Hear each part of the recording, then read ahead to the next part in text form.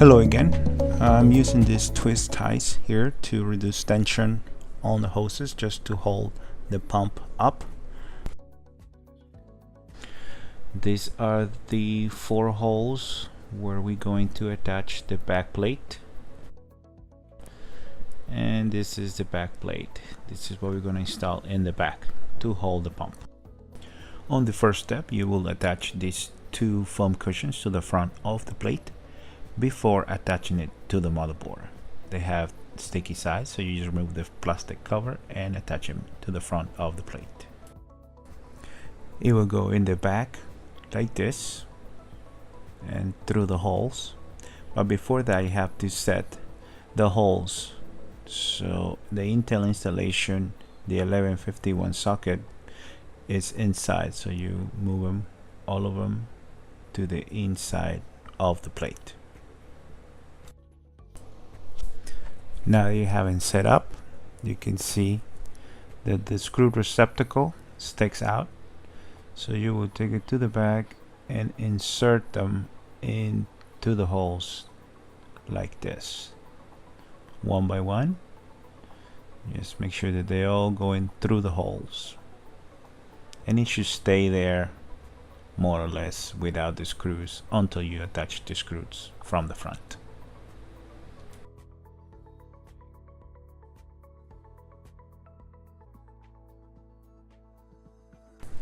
I'm sure you'll do a lot better with 2 hands. I'm holding the camera, but you can see it stays there.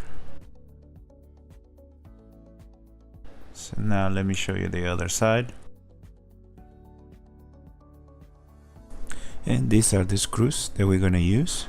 You can see these are the LGA G1151 on the picture, and the difference is that they both have the exact same length on the thread of the screw. Alright, so they'll go right here. You screw it all the way in, and you will do the same for the other 3 right here. Screw them all the way in, and I'm gonna be needing both hands to do this, so I will see you in a little bit when I'm done screwing all these guys in. Alright, so there you go. They are all the way in. One half they stick out, the other half sticks out. That's where you're going to install the pump. And let me show you the back. It will go completely flat against the motherboard. No gaps in between the plate and the motherboard. Let's go back to the front. And here the pump has 2 holes. You will use the inner holes. Set the pump on top of the CPU through the screws. But before that, I have to remove this old thermal paste to reapply the new one. And you can see that the RAM is not installed in this video because I wanted to have everything related to the coolant pump on this section. So when I come back to show you how to remove the thermal paste and to install it again, you will see the RAM already installed.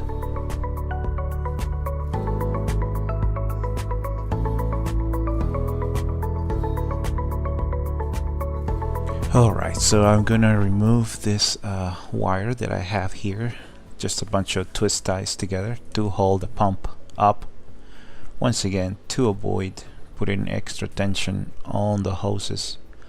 I don't know how strong the connections are between the hoses and the pump, so I'm just trying to help it as much as possible.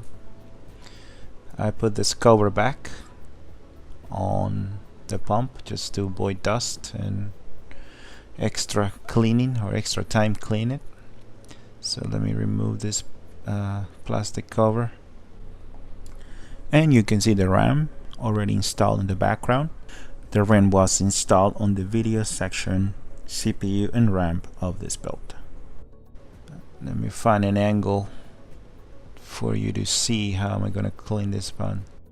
And I'm just gonna get a little card to scrape that thermal paste off.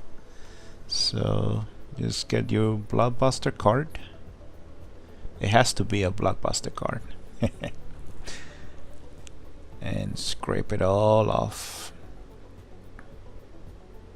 very gently. Just try not to push too much. Just remove as much as you can. And the wipes, the sanitized wipes that I got, this ones will do the rest of the job. I found these ones on Amazon. I don't know how good they are, but the first time I used them, they work pretty well. They're 99.9% alcohol, and on the top says computers, laptops, and all that stuff, so it does evaporate pretty quickly. So let me grab this down here. Yep, sorry about that angle. I'm just trying to get the angle right. There you go. Oh, sorry. And I'm just gonna very gently start cleaning the pump up, little by little.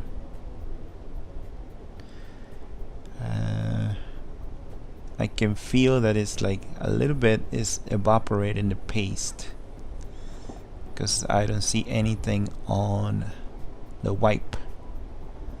So I think it grabs some and evaporates the other. I don't know. What I find out with technical support, speaking to Asus and Thermaltake, this procedure needs to be very thorough. You need to clean this surface as much as possible. It needs to be perfectly free of dust and paste to ensure that the pump is touching the entire surface of the CPU.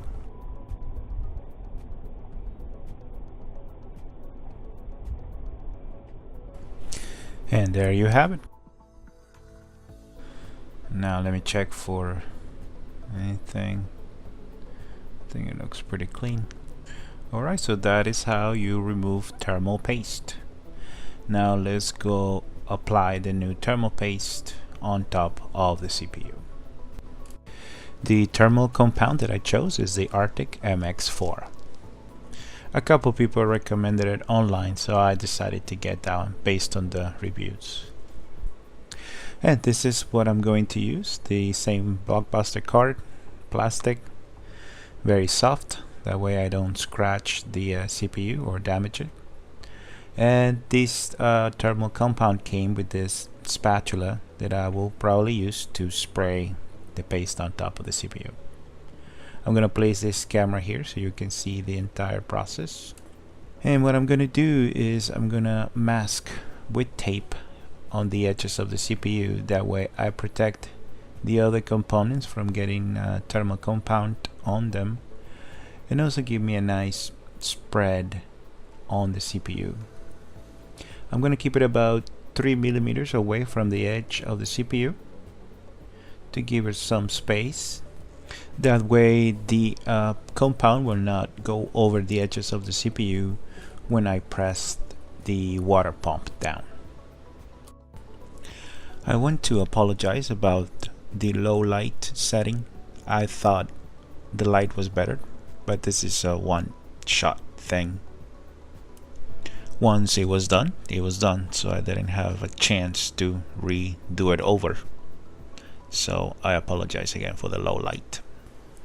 So basically we have 4 pieces of tape around the edges to protect everything and to make the spread neat. I came up with this idea. I watch a lot of videos online about spraying the thermal paste, and people said this CPU runs very hot, so I wanted to cover as much surface of the CPU as possible to help the temperatures go down. And also because I was terrified of getting thermal paste on any other part of the motherboard. First time builder syndrome, I guess. And this is the final piece. Sorry about I'm covering the camera, but that is a thing that I can't avoid. So we have the entire CPU edges covered, and just, you know, make it as neat as possible.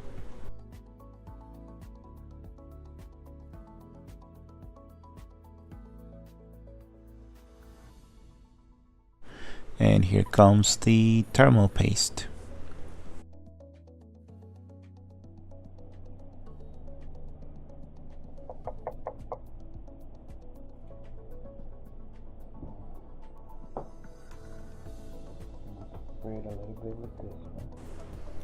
I'll be quiet now so you can pay attention to what I'm doing.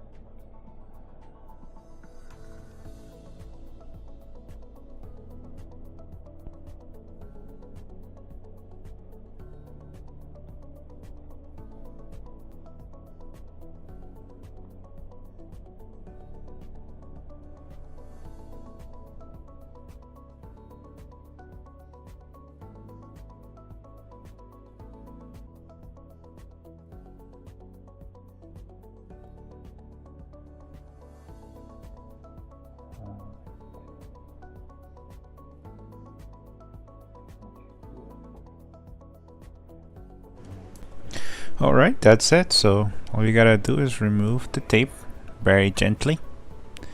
Try not to get your fingers all sticky. And it should look pretty good at the end.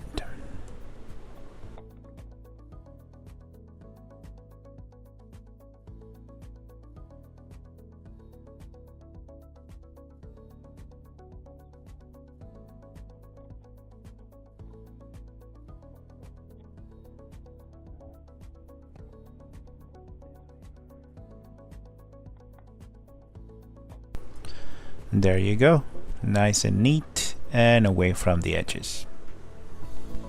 And now let's go install the water pump.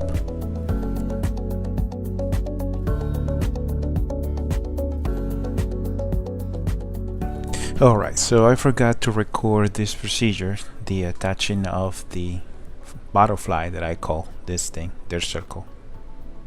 These are the instructions that come with the pump. Here you can see the 2 rings before I install it, and this is how the pump was right out of the box. This is the thermal paste the pump had from Thermaltake that I removed. And what they want you to do is insert the D, the butterfly that I call, insert the first, and then insert the E, the ring, to lock the butterfly in place. So you insert the butterfly first, then the ring, and turn it clockwise, and it will lock in place. Now this is an overview of what we're going to do. We have 4 screws. They need to be tightened little by little, diagonally, to spread the thermal paste evenly on top of the CPU. So this is how it's gonna go. It is very important that once you place the pump on top of the CPU, do not remove it or move it around. Just hold it with your hand, and with one hand you hold it down, with the other one you tighten the screws one by one diagonally.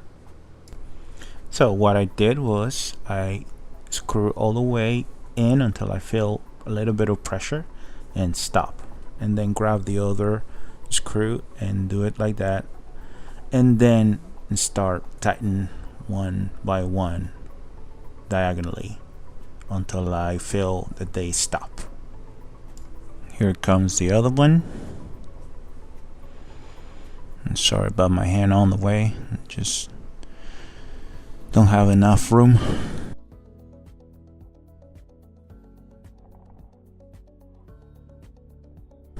And now I'm gonna get this one under the hoses. This one is the tricky one.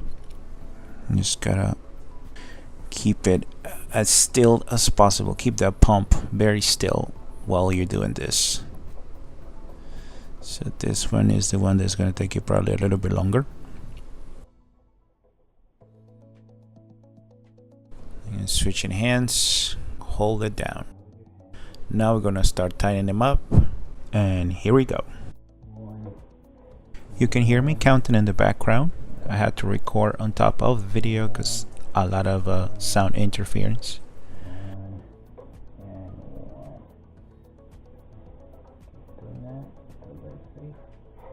And nobody really say how tight the screws have to be. So someone said as long as the pump doesn't move, you'll be okay.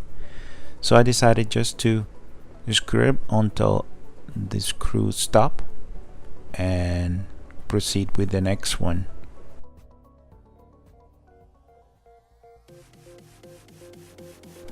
And that is it. It doesn't move, it feels good. This is the end of this part. The next part will be all connections to the motherboard.